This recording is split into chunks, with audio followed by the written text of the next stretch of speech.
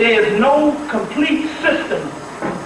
There's no complete system of anything that survives in the cohesiveness of being the system of 2,000–3,000 years ago. There's nothing that's complete on the planet.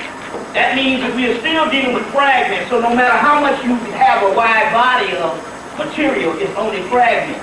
Now, what is done is to fill in the fragments by usurping all of the information. Let me give you an example.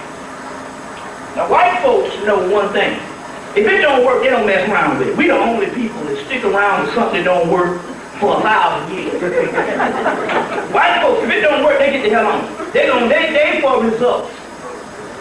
And in the Western occultism of the Europeans, they figure, hell, we ain't the origin of none of this. So we don't get into the argument of what came before the other, because they realize that all of this is fragment. So what they do is they utilize all of it, like taking all the components of stuff around the earth and putting it together to make one system of something that will work. They call it chaos magic. You see, they call that chaos magic, which Richard King tells you that melanin is chaos. What is it, that hot or something? What is it? I'm just trying to see. Is it hot? Well, it's hot in here. It's hot. Oh, it's going to get there? Okay, that's cool then. All right, that's cool. So, it's chaos. It never stops moving. Now, which means is the flow of energy and the flow of anything of creativity is based on chaos. So they have chaos mathematics, chaos science, chaos magic, and basically in so many words, when we're dealing with these particular elements, you're supposed to use all of it. You find something in Hebrew, which is a missing fragment that used to exist in Khemet, you use it. You find some in the existing fragments of Christianity. But remember how the Christian motifs came straight out of Africa before they was usurped into by the Roman government to make it some exclusive religion that was never taught before on the planet. You know what I'm saying? That whole greatest story ever sold. So the key here is we got to get out of this sectarianism. In the particular aspect is we are all trained in a certain branch of the mysteries, whether it be the Christian aspect, which is something that is not. So what I'm saying here is we don't want to abandon the baby with the, throw the baby out with the bathwater. Everything is a composite. Greek. Why we say that? Because we now talk about the Minoans, the Etruscans, which was all black civilizations. You see what I'm saying? All this comes out of pre-dynastic Egypt. Pre-dynastic Egypt travels out of Khemet, sets up Tyrania, Etruria, Etruscan, Minoan, Sumerian, Babylonian, Chaldean, all of that type of stuff. At this particular time, we shouldn't be looking for an identity. That was the first part of the Afrocentric movement, is we had to identify as a people of an ancient people, and we had to identify. We understand the particular aspect of the political level of getting the people out of the dumps and realizing that we were just Negroes born in America in cabbage patch. But at this particular time here, to go further, you must access all of it. Like Elijah Muhammad used to say, this whole planet is ours. Here it is. I'm going to show you something here. This is y'all all right? Yes. Now we're going to go into a question and answer. This whole planet is ours. Let me show you something here. Here's some pictures. There's a sister, Sharon Lewis, I guess she'll come, or whatever the deal is. She sent me a video by a brother by the name of Eugene Adams. We didn't know the guy's name. But it was history on the temple walls where they had us going into slavery on the temple walls of China. Later on we found out, in the tape I got in the summer of 2003 was almost like Morse code. You could barely look at it. So I took it up to a brother named Shabazz up in New York. He said, I'll find this brother. The brother, because I found out when I went to Connecticut, one of the sisters said, well, we know that the brother lives in the Bronx. His name is Eugene Adams. So this was enough for the brother Shabazz, who sells tapes on the streets down in, right across the street from Long Island University, downtown Brooklyn. He found the brother, and we got a clear tape of this particular thing, and it shows Asia when it was black. Later on, and it breaks this whole thing down. It's called Africans in Asia. You can get it several ways. You can also get it from Serious Times. Several ways you can get these tapes. But here's some pictures that came off the temple walls of Africa, of Asia. And it's clearly black people. And these are coming from Vietnam. So it's interesting here because we had found out, yeah, here's two of them. You can pass these around. I wish I should have put them on acetate, and I could have put them here. We might go tomorrow and put them on the acetate so that we can show this, you know, to the viewing audience. But you can pass them around. You can clearly see. Well, that's a bad one. You get the biggest one. Let me see. You get the biggest one. Just take one. One of them is bigger than the other, so make sure you see both. But anyway, this is coming from Vietnam. We come to find out that part of the Vietnam War, and you're going to find out with most of these wars on the planet, have nothing to do with what we think they are. Let me give you an example. British guy named Basil Davison, you heard he wrote a lot of books on Africa. There was two documentaries came out in the late 80s, early 90s on the history of Africa. One by a black guy by the name of Ali Maserati, which was a Muslim, which mostly had a Muslim slant to it. And the guy Basil Davison, which had one of the better ones, the Basil Davison, but a lot of black people didn't get the one from Basil Davison when they ordered a lot of these from schools, because Basil Davison was white. But Basil Davison was one of the better documentaries, as Professor John Henry Clark used to say. Now there was the interesting part, because in that documentary they go down to find the original pyramid builders in the original pyramid building. I'm going to throw libations and all that in a few minutes. But they said, we're going to go beyond Khemet and go to the original pyramid builders. So they went on down into basically Nubia, Point, Somali, which is say Kush or whatever, Ethiopia. And they went down to this particular part and they asked, who would these people be? And on the tape they show these actual Africans building pyramids in the late 1980s. Small pyramids down in Nubia, Kush or whatever, in the Horn of Africa. The guy said, so Basil Davison asked the question, well, who would these people look like? And there's a guy that's at the university says, they look like me. And this brother was about your color. He said, they look like me. And all. And so, this brother was at the university there in Khartoum. Khartoum is where? That is, where's the place where they have all the Sudan. So here it is, the Basil Davison traced some of the original pyramid builders to Sudan at Khartoum. And then all of a sudden, you see this whole thing going on with the slavery and the genocide in Sudan. See what I'm saying? Well, this whole Vietnam thing has a whole mystical side to it. So going back, and I do this to illustrate a point, that we need to usurp the entire planet. Because we got people that's stuck in Egypt. You know what I'm saying? Stuck in Khemet. We got people that's stuck in West Africa. We got people that's romanticizing the continent of Africa, and the continent of Africa, you see what I'm saying, is damn near a brief period of where we were if it was all one landmass. And all the scholars agree that one landmass has also been proven scientifically that it was one landmass. So therefore, at this particular time, in order to get the fragments, you got to usurp all of it. Native American, real big. A lot of Native American energies, I'm going to get into in a few minutes, is rising. We talk about in the spirit world. So therefore, you're going to have to usurp the Native American aspect. You're going to have to usurp the Mesoamerican, which is the whole Hispanic thing. In particular, there's a whole book called Mexican Magic. Very key book, came out around 2000.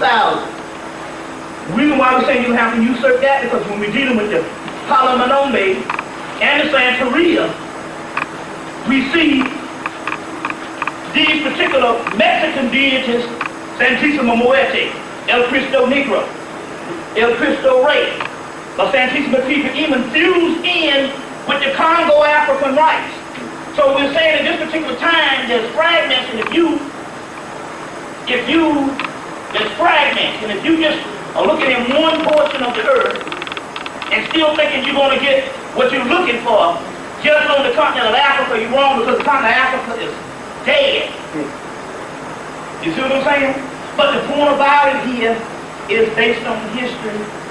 The mystery would be in the West. That's the key. The Western Hemisphere. That's what the Egyptians prophesied. There will be a group of Egyptians in the last days. You understand what I'm saying? So, a whole lot of Native Americans, and I'm going to get into this because I'm going to explain something of what we're dealing with at this particular time. We're dealing with solutions. And we're dealing with what is the type of energy or something that we need to tap into, and what are the breakthroughs. So, my role as a speaker or as a lecturer never was to get up before the crowd to lecture. The people did that. My role was mainly research. It was mainly research. And as a result, the research, I was able to parlay 13 years on the lecture circuit. You see what I'm saying? Through poverty and all of that, but still yet I'm still here. The mystery here is, it is the research and to find out to never be happy with the information that we find. Which means we have to, if you wake up in the morning and it's just like Pops used to say, which is Louis Armstrong, believe it or not. They say, what's up, Pops? Louis Armstrong, he said, white man still in charge. You wake up and your situation ain't changed a bit. It means that you still have work to do. So now, in dealing with this, in the dealing with this particular mysteries, there's a mystery which brought up by the Moors that was later on turned into the Grail mythology, which you don't study. You know, the Grail mythology with Lancelot and Guinevere, King Arthur, all that is nothing. Arthur is Otha coming out of Khemet, which means the dog star, which is Osiris. King Arthur and Guinevere is Isis and Osiris, same mythology. You see what I'm saying? Changed into mythology for the Europeans by the Moors. Because the Moors knew that we were going into slavery, just as the Egyptians, and if the Europeans did not preserve this, we wouldn't have it now. We get emotional about things, but we just don't look at the concept of history. You see what I'm saying? The concept of history. These things had to come to the West. That's why the Moors was in Spain for 700 years. Because they understood that historically, that the Khemet language, the African motifs, all that would die. And so they had to bring it up into Europe to preserve it. So your Arthurian, so some of the same Osirian myths survive in the Arthurian mythology. The Arthurian mythology.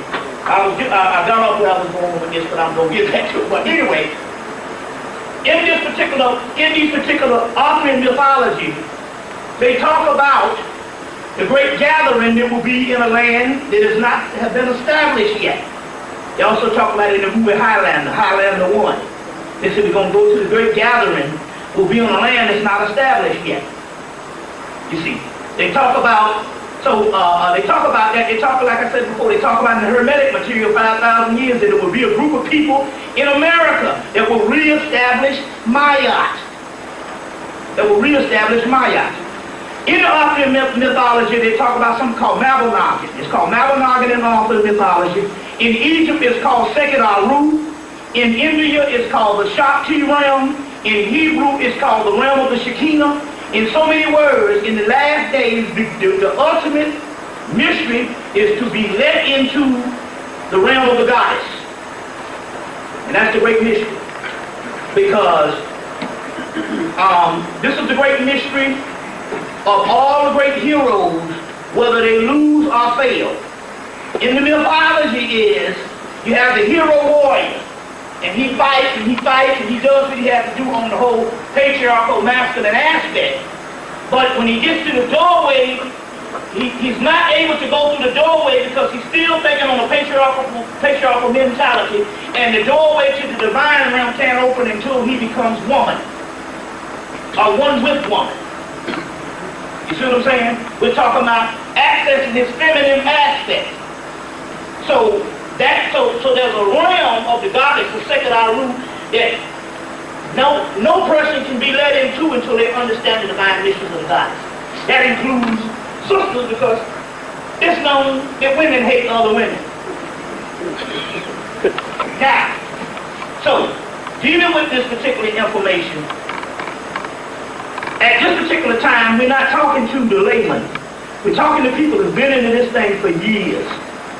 And if you've grown, and some of us have grown comfortable in our section of knowledge of what we know, and we know that one of the greatest places of the certain sectarian world, as far as different groups, they're separated and segregated from each other, is Chicago. 4,000 groups competing, you see, to somehow prove to themselves the lie that they have the ultimate mysteries and nobody's going nowhere. And that's one of the reasons why, probably why I haven't been able to get back here the last 4 years. You see what I'm saying? So, pretty much at this particular time, after you are the adept, we're not talking to the layman. Now, some of the people that's coming to conscious meeting for the first time, I just have to apologize. You just got to get in where you fit in. Because we are way into the millennium. You see what I'm saying? We're going into 2005. 2005, from 2001 up until now, it's been fighting against so-called foreign terrorism, which was fake. And that was the orientation to learn how to mobilize and neutralize what they call domestic terrorism. And who are the domestic terrorists? The black conscious, us. Us, the black conscious, and group of white folks that brought out all the Illuminati and stuff like that. There was two. If you study history, there was two resurgence of knowledge going on, starting in the early 90s. We started getting into our classical civilization. The white folks started getting into conspiracy and more into the occult. Then we entered into the occult also, which is all our science. So there was a white intelligentsia that the government also decided that they were going to destroy too. They used to call themselves militia groups and all that, but they knocked out a bunch of them just with Timothy McVeigh and that whole thing that went down in Oklahoma. You see what I'm saying? It went down in Oklahoma. They knocked out a whole bunch of them then. So in so many words, they have a certain group of them that's under attack. You see what I'm saying? For the simple fact they have to show this so-called mainstream terrorism in the name of legitimate knowledge white folks is in it. So they got a group of those particular ones that they had a militia group with the Michigan militia, which was what, a couple of 100,000, and after Timothy McVeigh was down to like 1,300 or less. People not want to claim to be the militia or whatever the deal is. Well, that's their particular fight in which they're going with what I'm trying to say here at this particular time. The domestic terrorism now is the black conscious. You see what I'm saying? But we're divided through ideology and it ain't going no damn well. And at this particular time, you're supposed to be picking up the fragments and finding out what works. We're going to get into some of this particular science. Y'all all right? Yeah. We're going to get into some of this science today. We're going to pour libations. At this particular time, I'm proud to announce that what has happened is we've made contact with certain amount of energies One of the images now that was prophesied in East India was their form of Maya. And although their form of Maya, which the energy continued because they never stopped worshiping it. But remember now, Khemet, after the fall, after the invasion of the Moors in the 6th century AD, it was almost damn near 1,000 years. From the 6th century AD up until 1835 when they so-called translated hieroglyphics. You know, I think I mentioned this the last time, it was actually a black man that they got from Chicago to translate the hieroglyphics because Champollion and them, although they was working with it, it took them 15 years to try to translate it, they really just couldn't get it. And so they got a brother off the street. He came in there and he just knew it. And they tell the story at the University of Chicago. The sister Rickety Wimby, who went through the University of Chicago, you see her, that was being presented in Ivan Van Sertima books and different ones. She tells the story because she was a part of the program. That it was a black guy that they got to actually translate half of it. But as a result, you see what I'm saying, that goes unheard of. You see. Now I know this happened to be true because there was a guy named Yehoshua. He was at the Hemmitt Summit, the conference I did back in 2001. Brother named Yehoshua. He goes back and forth from New York and California and Atlanta. This brother learned Hebrew in a damn week. And was so good until the rabbis at Boston University had him up in there teaching them because they couldn't see the cliffs. There's certain curves and certain things that they couldn't see. You understand what I'm saying? Number one, he was getting this particular stuff from genetic memory bank. You got it. There you go. There you go. You see, it just came back to him. There you go. Now I know this was a guy, this crackhead guy down in Atlanta. He came by the ex-girlfriend Ginger's car. And I said, asked my brother, where the hell you get this Negro from? He said, man, I see this guy fixing. Every time I drive by someplace, I see this guy here. He fixes all the Mercedes and all the BMWs and all of that. So I know with him working like that, obviously this guy here got something going on. I started talking to this guy, and I said, well, how do you know this stuff, man? He said, he wasn't conscious, but he was spiritual. He said, I pray at night, then I go to bed, and when I wake up in the morning, I see everything I need, the German car's blueprint in his head. He said, I got so good till one day I touched a woman's car, and it started right